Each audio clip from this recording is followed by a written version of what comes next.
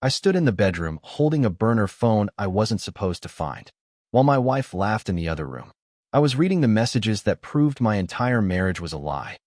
My name is Mark. I'm 38 years old. I work as a senior claims adjuster for a mid-sized insurance firm in Columbus, Ohio.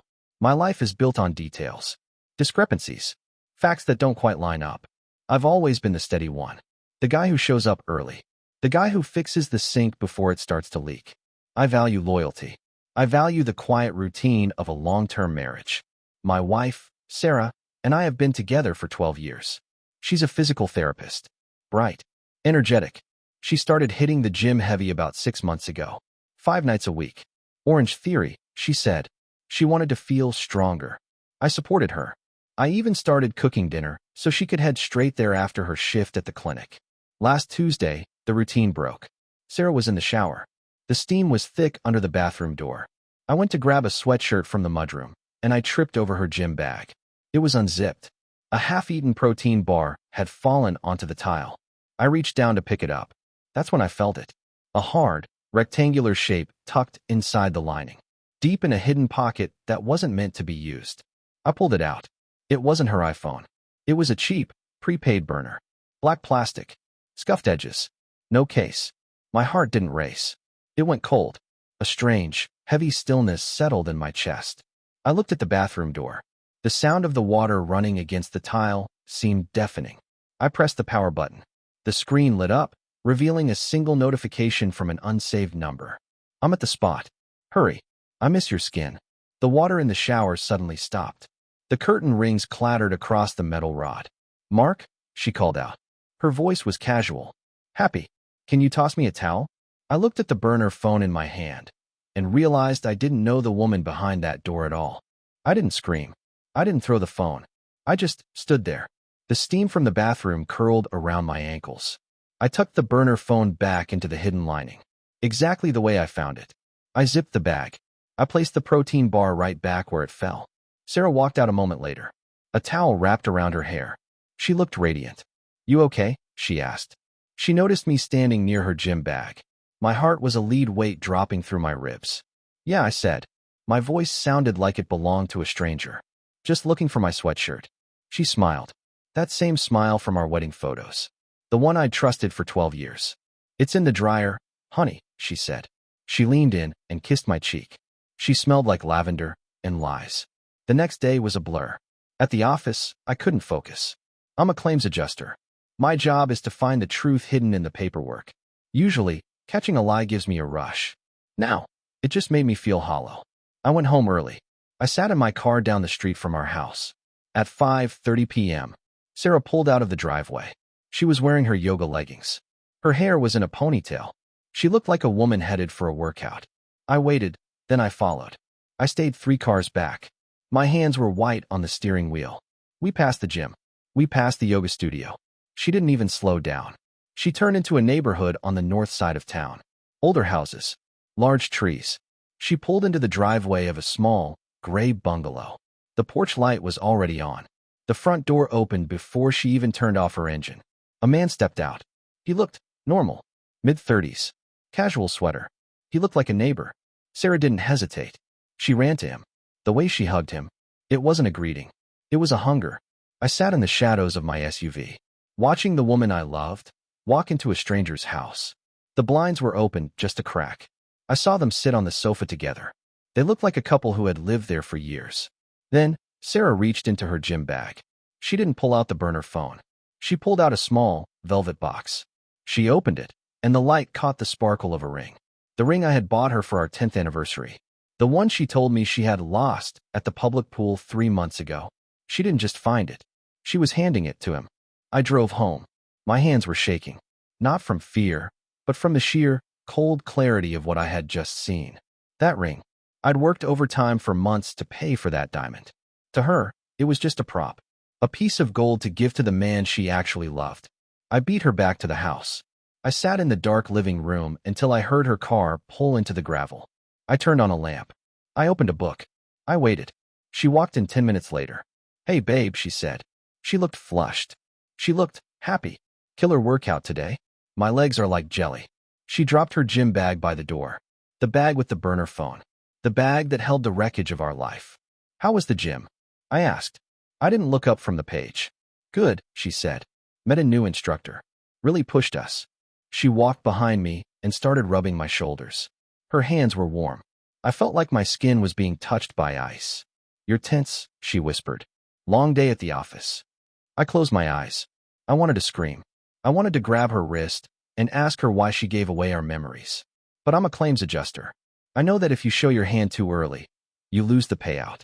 I waited until she was asleep, until her breathing was deep and rhythmic. Then I went to my laptop. I pulled up the property records for the gray bungalow on North 4th Street. The owner's name appeared on the screen. Jason Miller. My stomach dropped. Jason wasn't a stranger. He was the best friend from college who had moved away 7 years ago. The guy Sarah said she had completely lost touch with. I scrolled down the tax history. The house was purchased 4 months ago. I looked at the financing info. The co-signer's name was redacted on the public file, but I knew our bank account numbers by heart. I pulled up our joint savings. I looked past the surface balance. I looked at the transfer history. $40,000 gone, drained in small, untraceable increments. The down payment for that house had come from our future home fund. I wasn't just being cheated on. I was being liquidated. And Jason, the man Sarah was helping, wasn't just her lover. He was the beneficiary of my entire life's work. I didn't confront her. In my line of work, if you scream at a fraudster too early, they vanish. They hide the assets. They burn the paper trail. I needed to be the adjuster. I spent 3 nights on the sofa with my laptop after she went to bed. I wasn't watching movies. I was building a file. I found the emails. She hadn't just lost touch with Jason Miller. They'd been planning this for nearly 2 years. The gym sessions weren't just for sex. They were business meetings. Jason wasn't just a lover. He was an architect of my destruction. And Sarah? She was the one providing the materials. My materials. I dug deeper into our home equity line. I found a withdrawal I'd missed. Another $30,000. Signed for, using a digital version of my signature. She had forged my handwriting so perfectly it made my skin crawl. Total loss, $70,000. Our entire emergency fund. My inheritance from my grandfather. The money we were supposed to use to start a family. Mark, you coming to bed? Sarah stood in the doorway. She was wearing my old college tee, the one she said made her feel safe. I looked at her and saw a stranger wearing my memories like a costume. In a minute, I said. My voice was steady. Just finishing some work for the firm. She leaned against the frame. You work too hard, honey. You need a vacation. I do, I agreed. I really do. The next morning, while she was at the gym, I went to the gray bungalow. I didn't hide this time. I parked in the driveway. I walked up to the door and knocked. Jason answered. He looked older, tired. When he saw me, his face didn't show guilt. It showed pity. You shouldn't be here, Mark, he said. His voice was soft, almost kind. It's already done. He stepped back and opened the door wider. In the hallway, I saw her suitcases. 4 of them, packed and ready. And on the kitchen counter was a stack of legal documents. I walked over and read the top page. It wasn't a divorce filing. It was a petition for an emergency restraining order against me.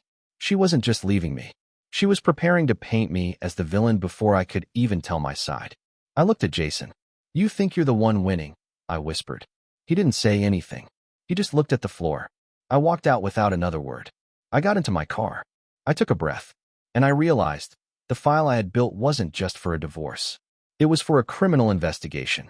The silence in the car felt like the moment before a storm breaks the sky. I didn't go back to the house that night. I didn't give her the chance to serve me those papers. I checked into a motel and opened my laptop one last time. As a claims adjuster, I know that paper trails don't just tell a story. They provide a verdict. The next morning, I didn't call a divorce attorney. I called the police. And then, I called the bank's fraud department.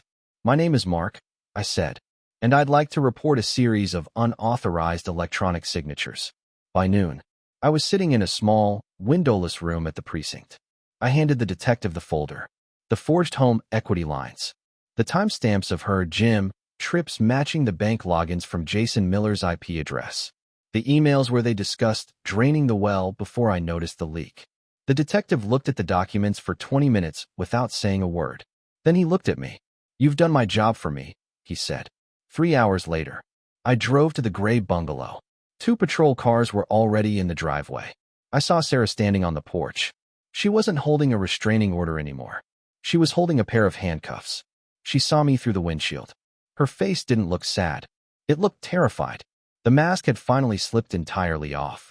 She started to scream, blaming Jason, blaming the bank, blaming the world. I didn't get out of the car. I just watched.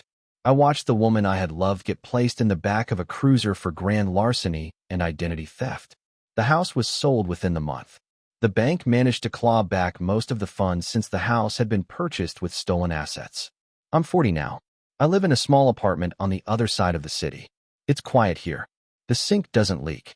The details finally line up. People ask me if I'm angry, if I hate her. But the truth is, anger takes energy. And I've spent enough of my life investing in a loss. I'm not looking for a new story yet. I'm just enjoying the silence of a life where I finally know the truth. Even if the truth was a debt I never should have paid. Sometimes, the only way to win a rigged game is to let the house fold. I'm okay now. I'm finally just Mark.